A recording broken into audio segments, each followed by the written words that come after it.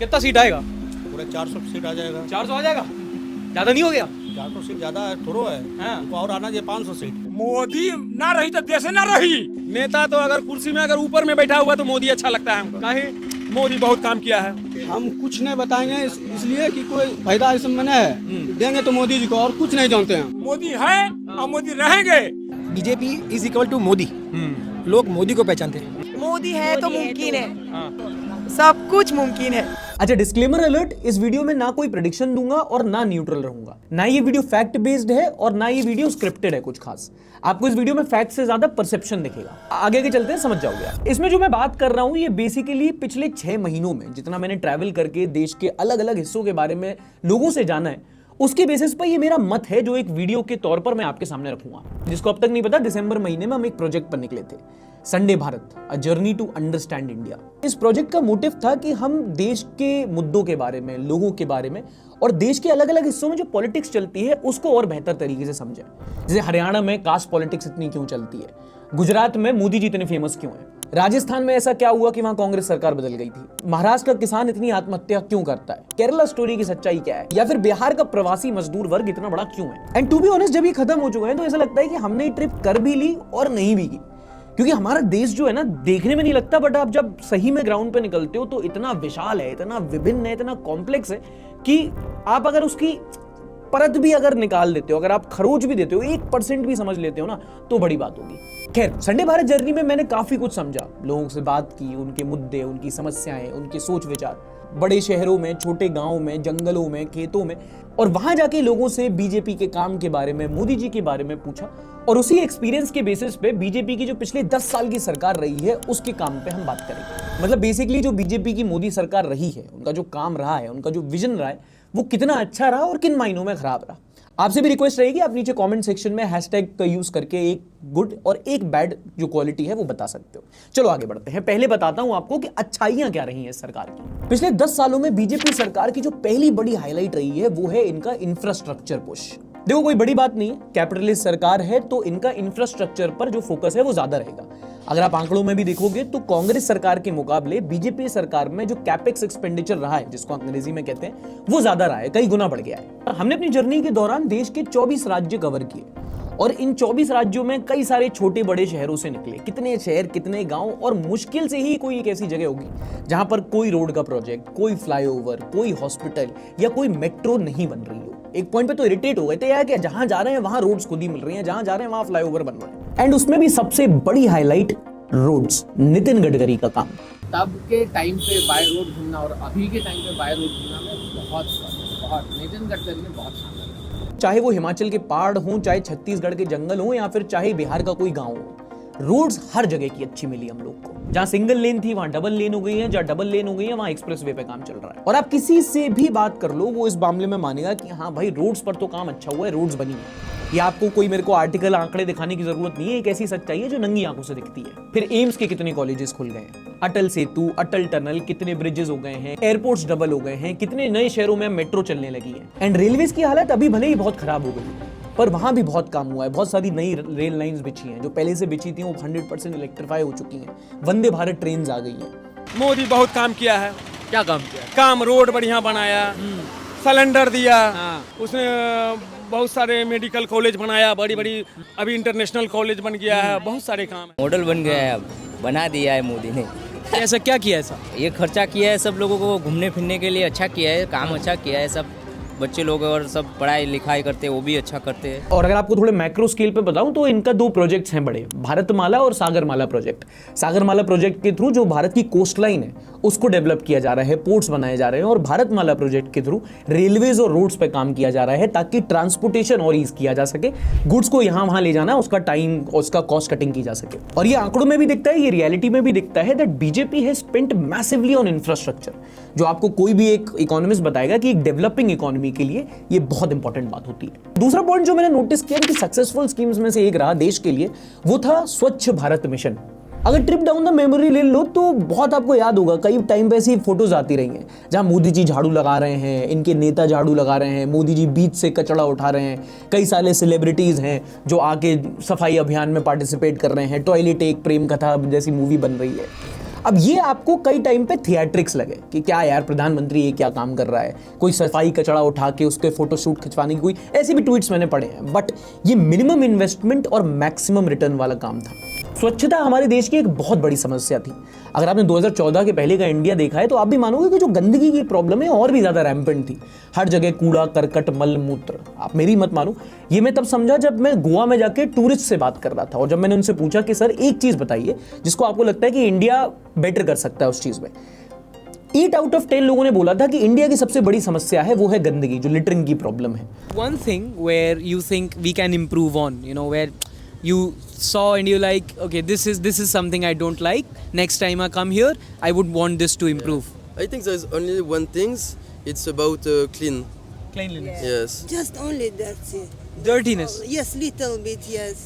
But now every year I come in here, but I feel me good. Yes. It's improving. Improving, yes. और ये जो गंदगी जो दिखती है ना, ये इंटरनेशनल स्टेज पे भारत की छवि बड़ी खराब कर रही थी। वेस्ट लिटरिंग और वेस्ट मैनेजमेंट तो एक बड़ी प्रॉब्लम थी, बट अगर आप हाउस होल्ड लेवल पे भी देखोगे तो आधे से ज्यादा इंडिया खुले में शौच करता था। तब बीजेपी सरकार की सबसे पहली स्कीम्स में से एक थी स्वच्छ भारत अभियान। तब ये माइंडसेट चेंज करने की बात हुई थी कि नहीं, कूड़ा करकट नहीं फैलाना है। प्रधानमंत्री खुद आके झाड़ू लगा रहे हैं, जगह जगह जाके ओपन डेफिकेशन फ्री विलेजेस बनाए जा रहे हैं। आपने पंचायत सीरीज आपको याद होगी, यहीं हंगेंगे हम, क्योंकि वहां पे आईएएस आता है चेक करने के कहीं खुले में लोग शौच तो नहीं कर रहे। तब ये माइंडसेट चेंज आया कि नहीं, खुले में कचरा नहीं फेंकना है, खुले में शौच नहीं करना है। सफाई को नेशनल स्केल पर एक मिशन बनाया गया और उसके रिजल्ट जब आप इंदौर और सूरत जैसी सिटीज में जाओगे, जब आप बनारस के घाट पे जाओगे, तब आपको वहां के रिजल्ट दिखेंगे। इंदौर के जो लोग हैं उन लोग को पता है कि मतलब उनको नॉलेज है कि अगर गाड़ी आ रही है हमको उसी में कचरा डालना है, इधर उधर नहीं डालना है। सफाई के मामले में भाई साहब देखिए, हम लोग तो यहाँ पे पढ़े हैं, रहे हैं, तो बनारस जो काशी पहले था, सफाई के मामलों में 100 गुना बेहतर हो गया। काशी घाट पे आज आप जाइए तो कितनी क्लीनिंग, पहले वो गंगा जी में हम लोग जब स्नान करते थे इतना या बोला जाए ज्ञान ही नहीं था, अब कितनी क्लीन है, लगता है कि यार मतलब कुछ हुआ है। आज भारत सरकार एक स्वच्छता सर्वेक्षण अभियान भी करती है, जहां पर देश भर की लगभग 4,500 छोटे बड़े शहर कॉम्पीट करते हैं उसमें,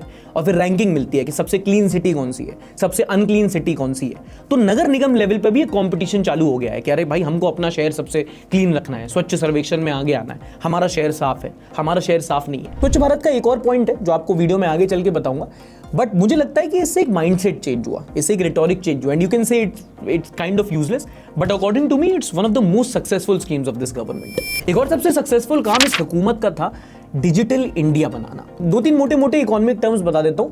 financial inclusion, DBT, direct benefit transfer, जो स्टार्ट हुआ था आधार कार्ड की लाइन में लग के जनधन बैंक अकाउंट बनाने का। आपको याद होगा शुरू में जब एक डिमोनेटाइजेशन के पहले भी एक बार लाइन में लगे थे हम। इनफैक्ट ये सबसे पहला काम था जो मोदी जी ने आते ही साथ किया।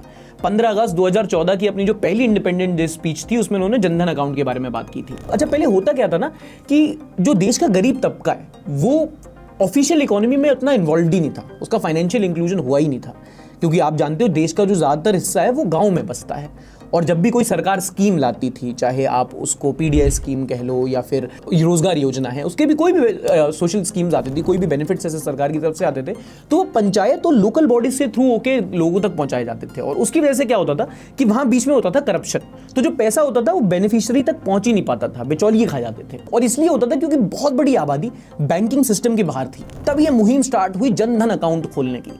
आधार कार्ड लिंक करके लोगों को एक इजी केवाईसी करा के उनके जनधन अकाउंट खोले गए, इंश्योरेंस ऑफर किया गया, ओवरड्राफ्ट फैसिलिटी दी गई, जिससे गांव-गांव जाके लोगों ने अपना एक बैंक अकाउंट खुलवाया। उनके पास पहली बार एक एटीएम कार्ड आया। ना फास्ट फॉरवर्ड टू 2024, आज 50 करोड़ से ज्यादा जनधन के खाते हैं, जिनमें 2 लाख करोड़ से ज्यादा की राशि डिपॉजिट हो चुकी है। गांव देहात में जाओ, हर घर में कोई ना कोई एक व्यक्ति तो होगा ही होगा जिसके पास एक बैंक अकाउंट है, एक डेबिट कार्ड है। कितने सारे लोगों से मैंने बात की जिन्होंने बताया कि भाई साहब पिछले कुछ सालों में पहली बार लाइफ में एटीएम मशीन देखी है हमने। बेसिकली सबको लाइन में लगाकर उनके अकाउंट खोले गए, जिससे हुआ क्या कि उनका एक फाइनेंशियल इंक्लूजन हो गया, बैंक में उनका खाता खुल गया। जिसके बाद 2016 में जियो का रेवोल्यूशन आया और उससे फायदा ये हुआ क्योंकि इनके पास ऑलरेडी एक इनका बैंक अकाउंट था, तो फिर एक उनका यूपीआई अकाउंट भी बन गया। और आज ये देश की रियलिटी है कि आप कहीं भी चले जाओ, गांव-गांव में जाओ, जंगलों के बीच में मैं गया हूं, ऐसी ऐसी जगह गया हूं जहां पर दुकान में छप्पर नहीं है, पर हर दुकान में एक QR कोड लगा हुआ है। क्यों? क्योंकि दुकानदार का एक बैंक अकाउंट है, इसलिए उसकी एक UPI ID बन पाई। इनफैक्ट ये जो यूनिफाइड पेमेंट इंटरफेस है, ये सरकार की one of the most successful technology है जो हम बाकी के देशों को बेच रहे हैं। ऑन अ साइड नोट एक और चीज बताता हूं जो एग्जैक्टली आप सरकार को क्रेडिट नहीं कर सकते क्योंकि टाइम ही चल रहा है डिजिटल एज का, बट कई सारी ऐसी गवर्नमेंट की सर्विसेज हैं जो अब ऑनलाइन आ चुकी हैं। आपको चाहे बैंक अकाउंट अब में कुछ चेंजेस चाहिए, पासबुक अपडेट करानी हो, कोई सरकारी दफ्तर में अपॉइंटमेंट लेना हो, आपको जरूरी नहीं है कि अब आप दफ्तर जाओ, कई सारे काम हैं जो ऑनलाइन ही हो जाते हैं। बेसिकली बहुत सारी चीजें हैं जो अब डिजिटाइज हो चुकी हैं और ये सब कुछ हुआ है डिजिटल इंडिया प्रोग्राम के तहत, जिसने देश के आर्थिक सामाजिक विकास में बहुत हेल्प की है। सभी बना है, टीचर ही दिया, डिजिटल बोर्ड में ही पढ़ाते हैं। अच्छा, आप डिजिटल बोर्ड में पढ़ाते हैं यहाँ पे? तो ये क्या बच्चों को गिनती सिखाई जा रही है? गिनती सिखाई जा रही है। डिजिटल बोर्ड में बच्चों को पढ़ा रहे हैं। ये 15 कंप्यूटर सर बता रहे हैं कि अभी आए हुए हैं, लगे हुए हैं, पीछे कंप्यूटर लैब्स बन रही हैं और जैसे ही वो लैब्स बन जाएंगी तो ये कंप्यूटर वहाँ पे इंस्टॉल हो जाएंगे। अगला है social schemes for basic needs. Now this would explain क्यों मैंने बोला था कि ये वीडियो फैक्ट बेस्ड नहीं है बल्कि परसेप्शन बेस्ड ज्यादा है। इससे पहले इस पॉइंट में आगे बढ़ूं, आपको दो चीजें बता देता हूं। एक बीजेपी कैपिटलिस्ट सरकार है, कांग्रेस पिछली वाली सोशलिस्ट गवर्नमेंट थी, और कई सारी स्कीम्स जिस पे आज बीजेपी पॉइंट्स बटोर रही है वो दरअसल कांग्रेस ने स्टार्ट की थी। मतलब रीब्रांड करके सेम चीज बेटर मार्केटिंग के साथ दे दी, ये कॉर्पोरेट वाले समझेंगे। बीजेपी सरकार ने भी कई सारी सोशल स्कीम्स पे काम किया। बेसिकली मैं तीन चीजें जो मैंने नोटिस की उनके बारे में बात करूंगा। एक है प्रधानमंत्री उज्ज्वला योजना, जल जीवन मिशन, और तीसरा है आवास योजना। और ये पॉइंट आप तब समझ पाओगे जब आप देश के बिल्कुल गरीब तबके से बात करोगे। वो नहीं जो शहर में रह रहे हैं, वो नहीं जो कस्बों में रह रहे हैं, वो जो बिल्कुल गांव देहात में रह रहे हैं, जो सोशल स्कीम पर सबसे ज्यादा निर्भर करते हैं। देखो, एक डेवलपिंग इकोनॉमी में ना कई सारी ऐसी सोशल स्कीम्स होती हैं जो जन कल्याण के लिए सरकार चलाती है, जिनमें मूलभूत सुविधाओं पे फोकस किया जाता है। घर, पानी, सड़क, शौचालय, गैस कनेक्शन, ये सारी सुविधाएं होती हैं जो सरकार को एक गरीब तबके के व्यक्ति को प्रोवाइड करानी होती है। कई सारी स्कीम्स अनरोल की गई, कई सारी फ्लैट पड़ गई, और इन सब के फीडबैक आपको गरीबों से बात करने के बाद ही मिलते हैं। एक स्कीम जिसके बारे में सबसे ज्यादा बात होती है वो है प्रधानमंत्री उज्ज्वला योजना। कई सारे ऐसे गांव जो जंगलों से लकड़ी बीन के लाते थे, उससे लकड़ी से कंडे से अपना चूल्हा चौकी करते थे, उनको पहली बार एक गैस कनेक्शन दिया गया। अब वो बात अलग है कि बार बार सप्लाई नहीं दी गई तो वापस से लोग लकड़ियों पे आ गए और फिर वो चूल्हा चौकी दोबारा स्टार्ट हो गया और जो गैस सिलेंडर था वो मटके का स्टैंड बन के रह गया रसोई में। दूसरा है जल जीवन मिशन। हर घर में जो वाटर कनेक्टिविटी है, एक टैप कनेक्टिविटी देना। ये एक ऐसी स्कीम है जिसके बारे में बहुत कम लोग बात करते हैं, बट ये सच्चाई है कि इस सरकार के अंदर जो टैप कनेक्टिविटी है, जो वाटर पाइपलाइंस है, वो कई गुना बढ़ गई है। और ये देखो बहुत छोटी छोटी बातें हैं, नल लगवा दिया, गैस सिलेंडर पहुंचा दिया, सड़क बिछवा दी, इन्हीं सारी चीजों पे लोग वोट दे देते हैं। और सबसे ज्यादा जो सक्सेसफुल स्कीम जो मुझे ग्राउंड पे देगी वो थी प्रधानमंत्री आवास योजना। ये सबसे ज्यादा हाईलाइट होता है उड़ीसा, छत्तीसगढ़, बस्तर, बिहार के इलाकों में। कितने सारे ऐसे गांव से निकले जहां पर कच्चे घर थे, छप्पर थे, और जो कुछ चंद पक्के घर देखने को मिले उनमें से ज्यादातर उन्होंने बोला कि भैया ये प्रधानमंत्री आवास योजना के अंडर बनाए गए। प्रधानमंत्री आवास योजना से बना है? हाँ। अच्छा, पैसा मिला था उसका? अच्छा, नवीन पटनायक अच्छा लगता है मोदी? जिन्होंने घर दिया उसके लिए हैं, तो भाई आंटी जी सेलिएंट मोदी सपोर्टर हैं। और जब आप उन्हीं गांव में जाते हो तो आपको पता चलता है कि भाई प्रधानमंत्री आवास योजना से घर बने हैं लोगों के, और बगल ही में स्वच्छ भारत मिशन से टॉयलेट बनी है। एंड देखो, ऑब्वियसली इन स्कीम्स के अपने अपने फेलियर रहे हैं कि भाई प्रधानमंत्री आवास योजना में किसी को 1,30,000 रुपए मिलने थे, उसमें से उन्होंने बताया कि भैया 20,000 तो बाबू खा गया, हमारे हाथ में सिर्फ 1 लाख रुपए आया, और उसमें से भी वो क्या बना पाए, बस एक ढांचा बना पाए, उसमें भी कोई लिपाई पुताई डेंटिंग पेंटिंग नहीं करा पाए। ये पंचायत का मकान है जो पास हुआ है कि बनवाना है इसको, लेकिन ये आधा बना के छोड़ दिया। 1,10,000 का बजट आता है, 1,20,000 पूरा मिलता है। हाँ, लेकिन उतना पैसा में नहीं होता बेटा। लोहा महंगा है, सीमेंट महंगा है, गिट्टी महंगी है, रेती महंगी है, लोहा महंगा है। तो 60 रुपया का पत्थर, 10 रुपया की सीमेंट, 25 रुपया की रेती। 1 लाख रुपए में मकान हो जाता है क्या जी? नहीं होता, नहीं होता। मट्टी का मकान नहीं होता। यही आवास का अपना मकान बन रहा है? हाँ। अच्छा, 1,10,000 रुपया मिला था? मिला। पूरा लगा दिया?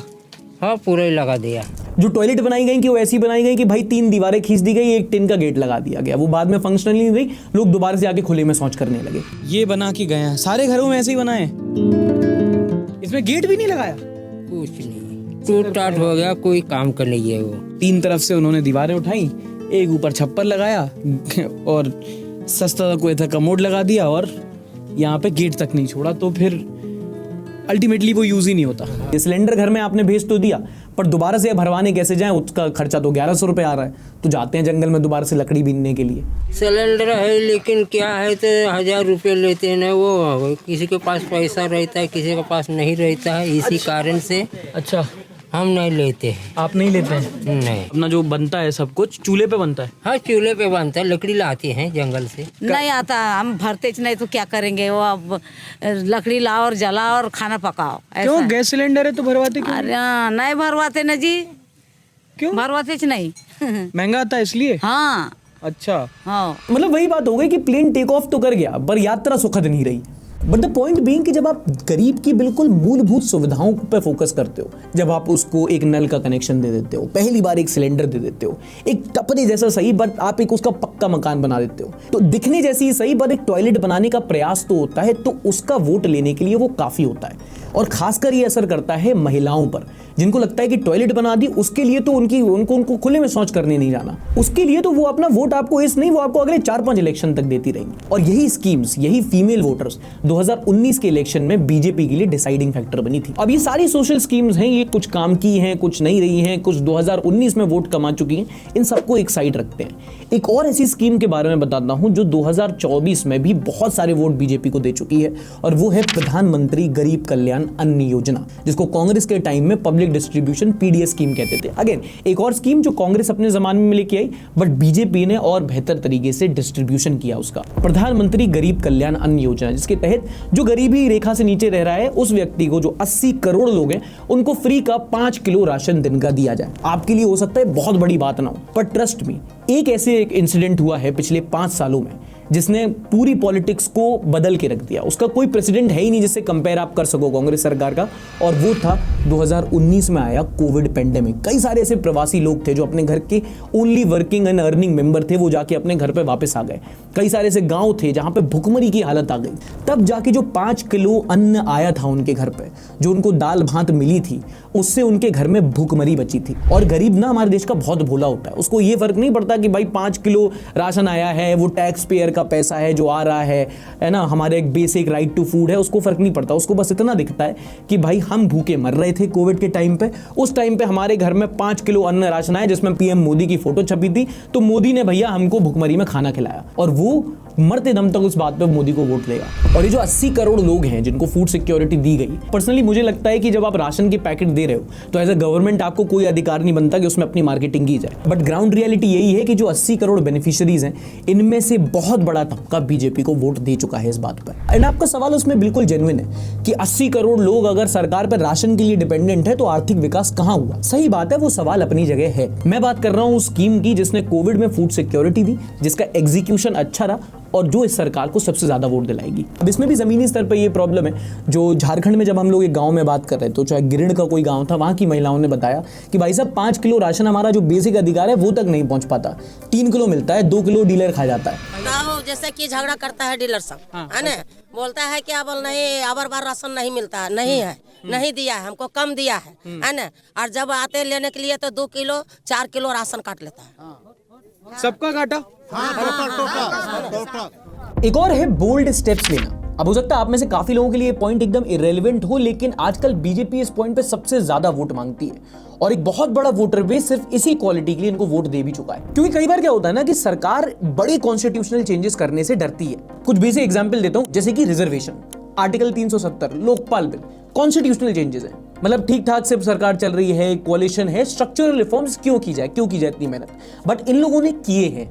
ऐसे कुछ की 3 एग्जाम्पल अभी देता हूं, एक थोड़ी देर में दूंगा। जैसे कि हो गया आर्टिकल 370, नेशनल एजुकेशन पॉलिसी। मैं इस लिस्ट में राम मंदिर इंक्लूड नहीं करूंगा क्योंकि I would like to believe in logical sense, उसमें जुडिशरी का ज्यादा रोल है, तो किसी को क्रेडिट डेबिट नहीं करेंगे। फिर हो गया फॉरेन पॉलिसी, जैसे कि अभी रशिया यूक्रेन का वॉर चला था, पूरी वेस्ट कंट्रीज ने बोला था कि नहीं भाई इंडिया पे सैंक्शंस लगा देंगे, बट उस टाइम पे जैसे एनडीए गवर्नमेंट ने अपनी फॉरेन पॉलिसी लेके गए। एक बड़ी फेमस क्लिप है हमारे एक्सटर्नल अफेयर्स मिनिस्टर की, जहां वो कहते हैं कि वेस्ट पहले अपना देखे, बाद में जाके इंडिया को समझाए कि क्या करना है क्या नहीं। Europe has to grow out of the mindset that Europe's problems are the world's problems, but the world's problems are not Europe's problems.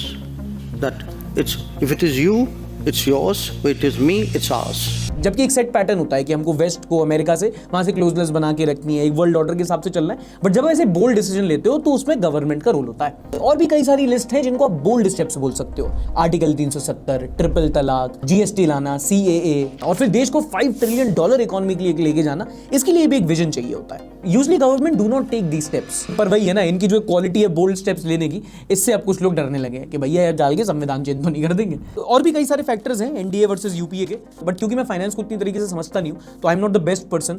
But world bank, IMF, CMI जो हमारी खुद की है, उसके डेटा को कंपाइल करके इंडिया टुडे और the Hindu ने बहुत बढ़िया कंपैरिजन किया है एनडीए और यूपीए गवर्नमेंट का। ये दोनों आर्टिकल है, मैं डिस्क्रिप्शन में लिंक्स भी दे दूंगा, आप यहां से जाके बिल्कुल पढ़ सकते हो। मोटा मोटा फिर भी बता देता हूं facts for the nerds. Public expenditure अगर आप देखोगे तो कैपिटल एक्सपेंडिचर जैसे मैं बताया बीजेपी ने ज्यादा उस पर खर्च किया है। जीडीपी ग्रोथ रेट जो है ऑब्वियसली बीजेपी सरकार में ज्यादा रही है। इन्फ्लेशन, महंगाई बीजेपी सरकार बेहतर तरीके से कंट्रोल कर पाई है। अगर आप गवर्नमेंट डेट की बात करोगे, जो कर्ज है सरकार में, वो बीजेपी सरकार में बढ़ गया है। अगर आप बेरोजगारी की बात करोगे तो कांग्रेस के समय पे जितनी बेरोजगारी थी बीजेपी सरकार में उससे ज्यादा ही है, बस मीडिया आपको दिखाती नहीं है। बट ये जो है ना, ये बहुत कॉम्प्लेक्स फाइनेंस की बातें होती हैं। अगर आप बहुत पढ़े लिखे लोगों को छोड़ दो तो अमूमन इन पे ना वोट मांगे जाते हैं, ना ज्यादातर इन पे वोट मिलते हैं। And most of the time it's just bureaucrats doing their job. वही पूरा बजट और स्ट्रेटजी डिसाइड करते हैं, मिनिस्टर्स बस हलवा बनाते हैं, पेपर साइन करते हैं। ना उससे पहले मैं सरकार के नेगेटिव पॉइंट्स गिनाऊं, उस बकवास को काउंटर करना चाहता हूं जो एक धारणा बन गई है पिछले कुछ सालों में, और वो ये है कि अच्छा सिटीजन सरकार का क्रिटिसिज्म ये सवाल नहीं कर सकता। मोदी जी भले ही अपने इंटरव्यू में कहते हैं कि भाई बिल्कुल कड़ी और तीखी आलोचना होनी चाहिए, पर वहीं अगर कोई आलोचना कर दे तो इनके सपोर्टर एंटी नेशनल, एंटी फलाना ढिमकाना सर्टिफिकेट देने बैठ जाते हैं, जो कि हमें नहीं चाहिए। टैक्स इनको देते हैं तो मच भी इन्हीं से करेंगे। एक डेमोक्रेसी में एक tax paying, law abiding citizen अगर सरकार से सवाल करता है और किसी को दिक्कत है तो भैया गो टू पाकिस्तान। मैंने बहुत सारे लोगों से बात की, हर जगह के लोगों से बात की, और एक प्रॉब्लम जो कई सारे लोगों ने मुझे बार बार मेंशन कराई जो इस सरकार के अंदर पनपी है, वो है कम्युनलिज्म, सांप्रदायिकता। ये हिंदू मुसलमान करने का आप तो ये भी नहीं कह सकते कि आरोप है, क्योंकि वो मुंहखटा भी उतर चुका है। पहले जब उनकी सरकार थी उन्होंने कहा था कि देश की संपत्ति पर पहला अधिकार मुसलमानों का है।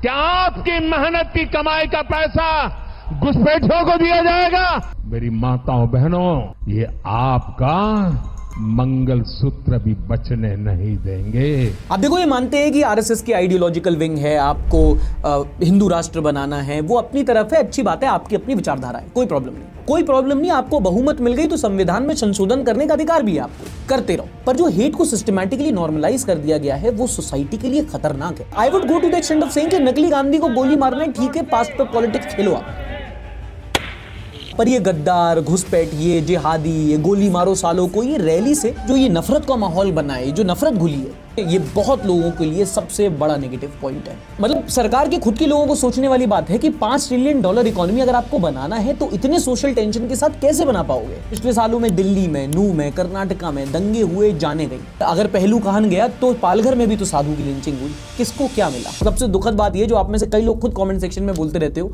कि आजकल बच्चों में भी वो नफरत दिखती है। मैंने खुद देखी है, राम मंदिर की रैली कवर कर रहा था नागपुर में, तब कुछ बच्चों से बात हुई थी और उन्होंने ये बातें कही थी। ये बताओ, अभी राम मंदिर बन गया है, अब क्या बदल जाएगा देश में? अभी मथुरा बाकी है। हर घर भगवा चाह रहा है और ऐसे ही चाहते रहेगा। जय श्री राम। अभी अखंड भारत, हिंदू भारत, ज्ञानवापी भी बाकी है ना? ज्ञानवापी भी बाकी है। रुकना नहीं, उसके बाद पाकिस्तान भी है, उसके बाद पाकिस्तान है, पूरा देश, पूरा अखंड। तब मैंने इस पार्ट को इंक्लूड नहीं किया था क्योंकि एक देश भर में एक उत्साह का माहौल चल रहा था और मैं नहीं चाहता था कि मैं वो कबाब में हड्डी बनूं, क्योंकि उस टाइम पे कोई सुनता नहीं, कोई समझता नहीं। पर अब हमें इंट्रोस्पेक्ट करने की जरूरत है कि कहाँ आ गए हम। ये नेब से लौंडे, इनको स्कूल में मैगी के लिए लड़ना चाहिए था, ऐसा हो गया इनका माइंड। ये धर्म जात पे लड़ रहे हैं, और ऐसा नहीं है कि पहले नहीं होता था। हमारे देश में धर्म की दरार पहले से थी और रहेगी। एक दूसरे को भाई भाई सब बोलेंगे, बनेंगे नहीं। फ्रिंज भी दोनों साइड से रहेंगे, पर उस फ्रिंज को रोकने की जगह नॉर्मलाइज कर दिया गया है, या तो रोड्स पे या तो टीवी पे। वो प्रॉब्लम है। अपनी लड़कियों को संस्कारित करो, अपने घर में हथियार रखो, कुछ नहीं तो सब्जी काटने वाला चाकू जरा तेज रखो, स्पष्ट बोल रही हूँ।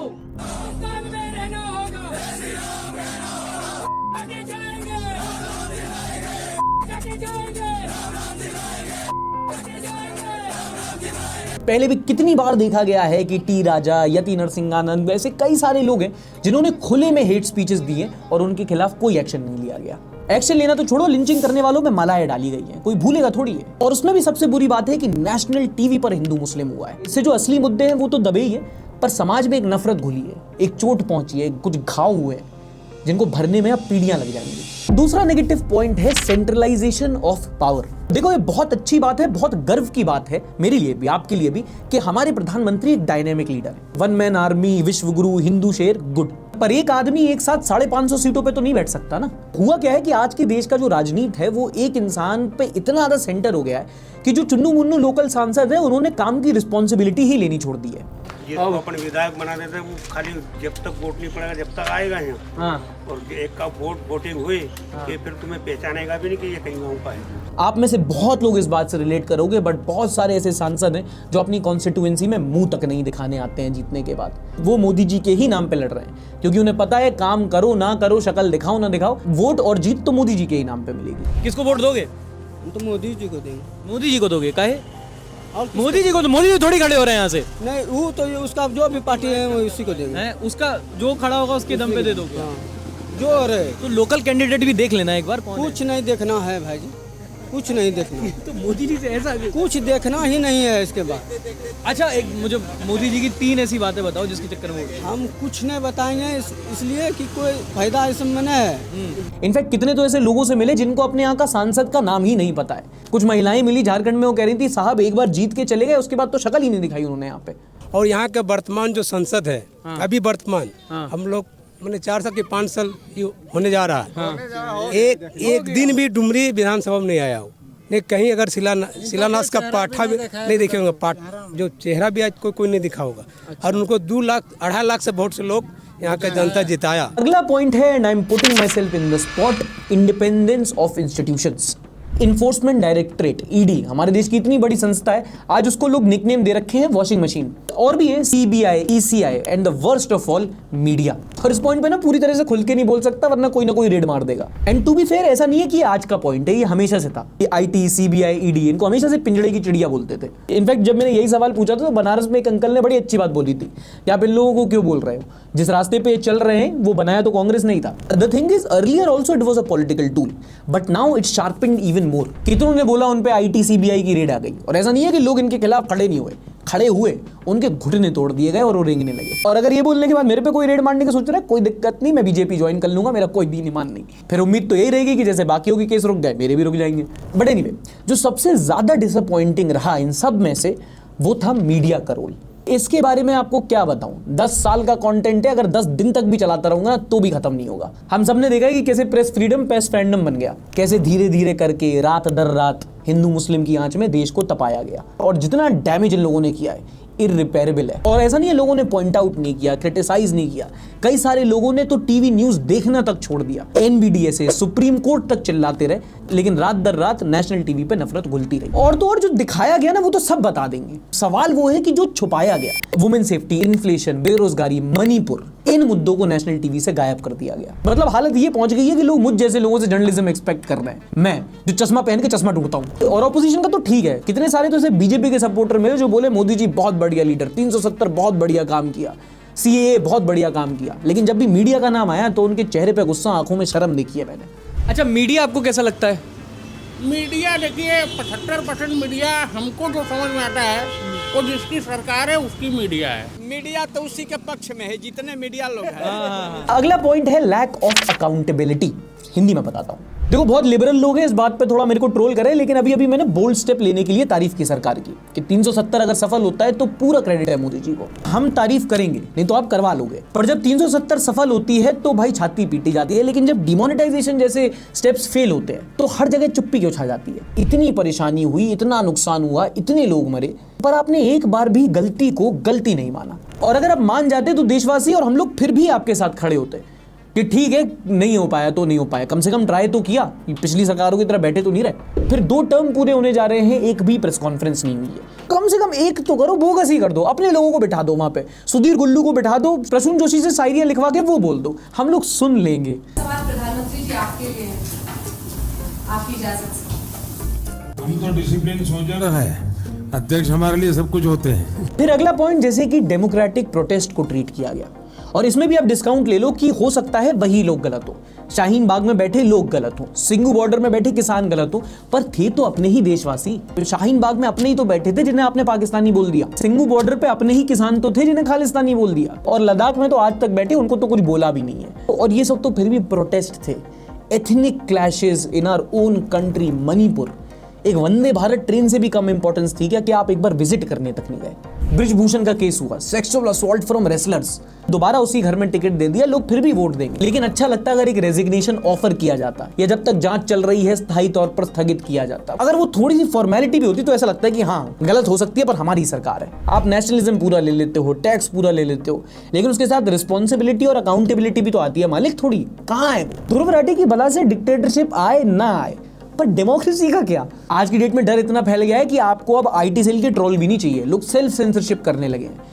एक आम आदमी खड़े होकर सवाल करना तो छोड़ो, बात करने से तक डर रहा है। और ये सबसे दुखद बात थी जो मैंने नोटिस की। चोरी में मत जाइए ना, जब आप कमजोर उछने लगेंगे तो सब लोग चुप हो जाएंगे। हाँ भाई ना कि उस पे बात ना कीजिए, नहीं वॉशिंग मशीन की बात मत कीजिए, वहाँ पे बात नहीं कर सकते हैं। अरे फिर तो वही बात हो गई कि कैसे अब फिर अगर हम ये बात नहीं करेंगे तो कैसे हम एक अपना सचेत वोट डाल पाएंगे। बात करिए खाली ना, एक पक्षी बात करें।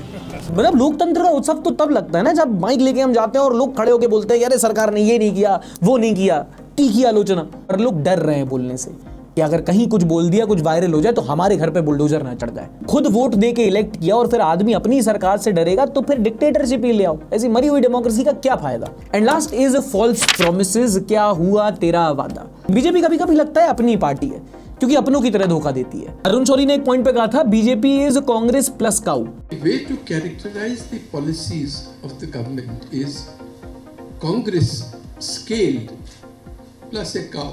And now it feels Congress is BJP minus cow. Social media का जमाना है, कुछ कह नहीं सकते, बहुत लॉन्ग शॉट है, पर अगर मेरी किस्मत अच्छी है and if the prime minister is watching this then sir, बहुत सारे लोगों से बात की है, उनके बिहाफ पे कुछ बातें पूछनी है आपसे। लोग पूछ रहे हैं कि 10 साल पहले आपने कुछ वादे किए थे कि आप करप्शन रोक दोगे, भ्रष्ट नेताओं को जेल में भेजोगे, वो तो आपकी पार्टी में आ गए। हरियाणा में कुछ बेरोजगार युवा दिखे, वो पूछ रहे थे कि आपने कुछ नौकरियों का वादा किया था। और सर कसम आपके गुजरात के सेव टमाटर की, इस देश का आदमी आपको बहुत प्यार करता है। आपका भक्त या तो मर जाएगा या मार देगा पर आपके खिलाफ एक शब्द नहीं सुनेगा। पर सर पेट्रोल के, तेल के, सिलेंडर के दाम से पिस रहा है वो। राम मंदिर के लिए थैंक यू, वो बहुत खुश है, पर प्रसाद चढ़ाने का पैसा नहीं बच रहा उसके पास। कुछ वादे थे जो आपने किए थे, मीडिया वाले भले ही याद ना दिलाते हो पर लोग नहीं भूले हैं। और आप शायद अब मुझे क्रिएटर अवार्ड दो ना दो, पर मैं तो यही सोचूंगा कि आपको बहुमत नहीं, प्रचंड बहुमत मिले।